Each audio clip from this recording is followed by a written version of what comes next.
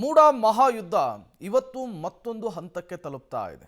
ಇಷ್ಟು ದಿನ ಹೇಳಿಕೆ ಪ್ರತಿ ಹೇಳಿಕೆ ಅದರ ಜೊತೆಗೆ ವಾಗ್ಯುದ್ಧಗಳಿಗೆ ಕಾರಣವಾದಂತಹ ಈ ವಿಚಾರ ಇವತ್ತು ಸಮಾವೇಶಕ್ಕೆ ಬಂದು ತಲುಪಿರುವಂಥದ್ದು. ಮೈಸೂರಿನಲ್ಲಿ ಮೂಡ ಮಹಾಯುದ್ಧ, ದೋಸ್ತಿಗಳ ಪಾದಯಾತ್ರೆಗೆ ಕಾಂಗ್ರೆಸ್ ಸಮಾವೇಶದ ಮೂಲಕ ಕೌಂಟರ್. ಮೈಸೂರು ಚಲೋಗೆ ತವರಿನಲ್ಲಿಯೇ ಸಿಎಂ ಟಕ್ಕರ್ ಕೊಡಲಿಕ್ಕೆ ಸಿದ್ಧತೆಯನ್ನು ಮಾಡಿಕೊಂಡಿದ್ದಾರೆ. ಕೆಲವು ಕ್ಷಣಗಳಲ್ಲಿ ಆರಂಭವಾಗುತ್ತೆ ಜನಾಂದೋಲನ ಸಮಾವೇಶ. 1 ಲಕ್ಷಕ್ಕೂ ಹೆಚ್ಚು ಕಾರ್ಯಕರ್ತರು ಭಾಗವಹಿಸುವಂತಹ ಸಾಧ್ಯತೆ ಇದೆ. ತಮ್ಮ ಮೇಲಿನ ಆರೋಪಗಳಿಗೆ ತವರೂರಿನಲ್ಲಿಯೇ ಸಿಎಂ ಉತ್ತರವನ್ನು ಕೊಡ್ತಾರೆ. ಎಟ್ ದ ಸೇಮ್ ಟೈಮ್ ಈ ಮೂಡ ವಿಚಾರಕ್ಕೆ ಪಾದಯಾತ್ರೆ ನಡೆಸ್ತಾ ಇರುವಂತಹ JDS ಮತ್ತು ಬಿಜೆಪಿಯ ನಾಯಕರುಗಳು ಕ್ಲೀನ್ ಹ್ಯಾಂಡ್ ಅಲ್ಲ, ಅವರದ್ದು ಕೂಡ ಭ್ರಷ್ಟಾಚಾರ ಇದೆ ಅನ್ನುವಂತಹ ಒಂದಿಷ್ಟು ದಾಖಲೆಗಳನ್ನು ಕೂಡ ಸಿಎಂ ಸಿದ್ದರಾಮಯ್ಯನವರು ಇವತ್ತು ಮೈಸೂರಿನಲ್ಲಿ ನಿಂತು ಬಿಡುಗಡೆಯನ್ನು ಮಾಡ್ತಾ ಇರುವಂತಹದ್ದು. ನೀವು ಕೂಡ ವೇದಿಕೆಯನ್ನು ಗಮನಿಸ್ತಾ ಇದ್ದೀರಿ. ಇನ್ನೇನು ಕೆಲವೇ ಕ್ಷಣಗಳಲ್ಲಿ ಈ ವೇದಿಕೆಯಲ್ಲಿ ಸಿಎಂ ಸಿದ್ದರಾಮಯ್ಯ ಆದಿಯಾಗಿ ಕಾಂಗ್ರೆಸ್ನ ನಾಯಕರು ಭಾಗಿಯಾಗ್ತಾರೆ. 1 ಲಕ್ಷಕ್ಕೂ ಹೆಚ್ಚಿನ ಜನರು ಸೇರಲಿಕ್ಕೆ ಬೇಕಾದಂತಹ ಎಲ್ಲ ರೀತಿಯ ಸಿದ್ಧತೆಗಳಾಗಿರುವಂತಹದ್ದು. ನಾಳೆ ಈ ಮೈಸೂರು ಚಲೋ ಪಾದಯಾತ್ರೆಯ ಸಮಾರೋಪ ಸಮಾರಂಭ ಇದೆ.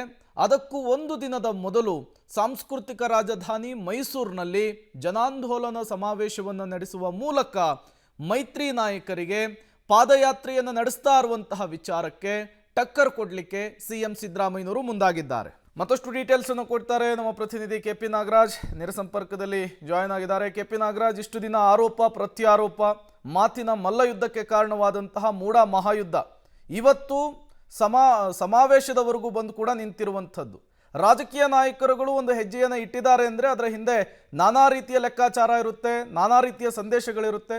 ಇವತ್ತಿನ ಜನಾಂದೋಲನದ ಸಮಾವೇಶದ ಮೂಲಕ ಸಿಎಂ ಸಿದ್ದರಾಮಯ್ಯನವರು ಯಾವ ರೀತಿಯ ಸಂದೇಶವನ್ನು ಪಾಸ್ ಮಾಡ್ತಾ ಇದ್ದಾರೆ ಅಂತ ಆರಂಭದಲ್ಲಿ ನಾನು ಪ್ರೇಮ್ ಮೊದಲು ಜನಾಂದೋಲನ ಸಮಾವೇಶಕ್ಕೆ ಸಿದ್ಧವಾಗಿರುವಂತಹ ಜನಾಂದೋಲನದ ಸಮಾವೇಶಕ್ಕೆ ಸಿದ್ಧವಾಗಿರುವಂತಹ ಒಂದು ಬೃಹತ್ತಾದಂತಹ ಒಂದು ವೇದಿಕೆ. ಮುಖ್ಯಮಂತ್ರಿಗಳ ಆದಿಯಾಗಿ ಹೈಕಮಾಂಡ್ ನಾಯಕರು ಮತ್ತು ರಾಜ್ಯ ಸಚಿವ ಸಂಪುಟದ ಎಲ್ಲ ಸಚಿವರುಗಳು ಕೂಡ ಈ ಒಂದು ವೇದಿಕೆಗೆ ಬಹುತೇಕ 11 ಗಂಟೆಗೆ ಸಮಾವೇಶ ನಿಗದಿಯಾಗಿದೆ. ಆದ್ರೆ ಸಮಾವೇಶ ಆರಂಭ ಆಗೋದ್ರೊಳಗೆ 12:30 ಸುಮಾರು ಆಗ್ಬೋದು. ಮೈಸೂರಿನ ಮಹಾರಾಜ ಕಾಲೇಜಿನ ಈ ಒಂದು ಮೈದಾನದಲ್ಲಿ ಸಮಾವೇಶದ ವೇದಿಕೆ ಸಿದ್ಧವಾಗಿರುವಂಥದ್ದು. ಮಗದೊಂದು ಕಡೆಯಲ್ಲಿ ನಾನು ನಿಮಗೆ ತೋರಿಸ್ತೇನೆ. 1 ಲಕ್ಷಕ್ಕೂ ಅಧಿಕ ಜನರಿಗೆ ಈ ಒಂದು ಸಮಾವೇಶಕ್ಕೆ ಬಂದು ಕೂತ್ಕೊಳ್ಳೋದಕ್ಕೆ ಆಸನದ ವ್ಯವಸ್ಥೆಗಳನ್ನ ಮೈಸೂರಿನ ಮಹಾರಾಜ ಕಾಲೇಜಿನ ಮೈದಾನದಲ್ಲಿ ಮಾಡಲಾಗಿದೆ. ನಾಳೆ ಇದೇ ಒಂದು ವೇದಿಕೆಯಲ್ಲಿ ಇದೇ ಒಂದು ಜಾಗದಲ್ಲಿ ದೋಸ್ತಿಗಳ ಸಮಾವೇಶವು ಕೂಡ ನಡೆಯುತ್ತೆ. ಅಂದ್ರೆ ಪಾದಯಾತ್ರೆಯ ಕಂಕ್ಲೂಡ್ ನಡೆಯುವಂತಹದ್ದು ಇದೇ ಜಾಗದಲ್ಲಿ.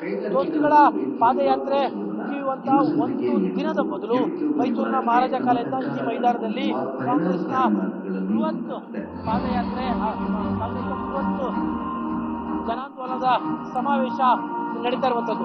ಆಗ್ಲೇ ತಾವು ಕೇಳಿದಂತೆ ಇವತ್ತಿನ ಜನಾಂದೋಲನದಲ್ಲಿ ಮುಖ್ಯಮಂತ್ರಿಗಳ ಭಾಷಣ ರಾಜ್ಯ ರಾಜಕೀಯದ ಮಟ್ಟಿಗೆ ಬಹಳ ಕುತೂಹಲಕಾರಿಯನ್ನ ಕೇಳಿಸಿದೆ. ಯಾಕಂದ್ರೆ 2 ದಿನಗಳ ಹಿಂದೆ ಅಷ್ಟೇ ಮುಖ್ಯಮಂತ್ರಿಗಳು ಸ್ಪಷ್ಟಪಡಿಸಿದ್ರು, ನಾನು ಕೆಲವೊಂದಿಷ್ಟು ದಾಖಲೆಗಳನ್ನ ಬಿಡುಗಡೆ ಮಾಡಬೇಕಾಗಿದೆ, ಅದನ್ನ ಸಮಾವೇಶದಲ್ಲೇ ಬಿಡುಗಡೆ ಮಾಡ್ತೇನೆ ಅನ್ನುವಂಥದ್ದನ್ನ ಹೇಳಿರುವಂತಹ ಹಿನ್ನೆಲೆಯಲ್ಲಿ ಇವತ್ತಿನ ಮುಖ್ಯಮಂತ್ರಿಗಳ ಭಾಷಣ ಬಹಳ ರಾಜ್ಯ ರಾಜಕೀಯದ ಮಟ್ಟಿಗೆ ಬಹಳ ಮಹತ್ತರವಾದಂತಹ ವಿಚಾರ. ಅದರಲ್ಲೂ ಕೂಡ ದೋಸ್ತಿಗಳ ವಿಚಾರದಲ್ಲಿ ಸಿದ್ದರಾಮಯ್ಯನವರ ಪಟ್ಟಿಯಲ್ಲಿ ಮತ್ಯಾವ ಹಗರಣಗಳ ಪಟ್ಟಿ ಇದೆ ಅನ್ನುವಂಥದ್ದು. ಈಗಾಗಲೇ ವಿಧಾನಸಭೆಯ ಅಧಿವೇಶನದಲ್ಲಿ ಕೆಲವೊಂದಿಷ್ಟು ಹಗರಣಗಳ ಪಟ್ಟಿಯನ್ನ ಮುಖ್ಯಮಂತ್ರಿಗಳು ಓದಿದ್ದಾರೆ. ಆದ್ರೆ ಅದನ್ನು ಮೀರಿದಂತ ದಾಖಲೆಗಳು ಯಾವುದಿದೆ ಮುಖ್ಯಮಂತ್ರಿಗಳ ಬಳಿಯಲ್ಲಿ ಅನ್ನುವಂಥ ಕುತೂಹಲ ಸಹಜವಾಗಿಯೇ ಇದೆ. ಹೀಗಾಗಿ ಬಹುತೇಕ 1-1:30 ಸುಮಾರಿಗೆ ಮುಖ್ಯಮಂತ್ರಿಗಳು ಮಾತನಾಡಬಹುದು. ಮುಖ್ಯಮಂತ್ರಿಗಳ ಇವತ್ತಿನ ಭಾಷಣ ರಾಜ್ಯ ರಾಜಕೀಯದ ಮಟ್ಟಿಗೆ ನಿಜಕ್ಕೂ ಕೂಡ ಕುತೂಹಲ. ಹೊರಬರುವಂತಹ ಹಗರಣಗಳು ಯಾವುದು ಅಥವಾ ಮುಖ್ಯಮಂತ್ರಿಗಳು ಹೇಳುವಂತಹ ಸತ್ಯಗಳು ಯಾವುದು ಅನ್ನುವಂಥದ್ದು ಕೂಡ ಬಹಳ ಮುಖ್ಯವಾಗುತ್ತೆ. Okay, thank you KP Nagaraj ತಮ್ಮೆಲ್ಲ ಮಾಹಿತಿಗಾಗಿ. ಸಿಎಂ ಸಿದ್ದರಾಮಯ್ಯನವರು ಜನಾಂದೋಲನದ ಸಮಾವೇಶದ ಮೂಲಕ ಒಂದೇ ಕಲ್ಲಿಗೆ 2 ಹಕ್ಕಿಯನ್ನು ಹೊಡಿತಾ ಇದ್ದಾರೆ. ಒಂದು, ತಮ್ಮ ತವರು ಜಿಲ್ಲೆಯಲ್ಲಿ ನಿಂತು ತಮ್ಮ ಮೇಲೆ ಬಂದಿರುವಂತಹ ಆರೋಪಗಳಿಗೆ ಉತ್ತರವನ್ನು ಕೊಡ್ತಾರೆ.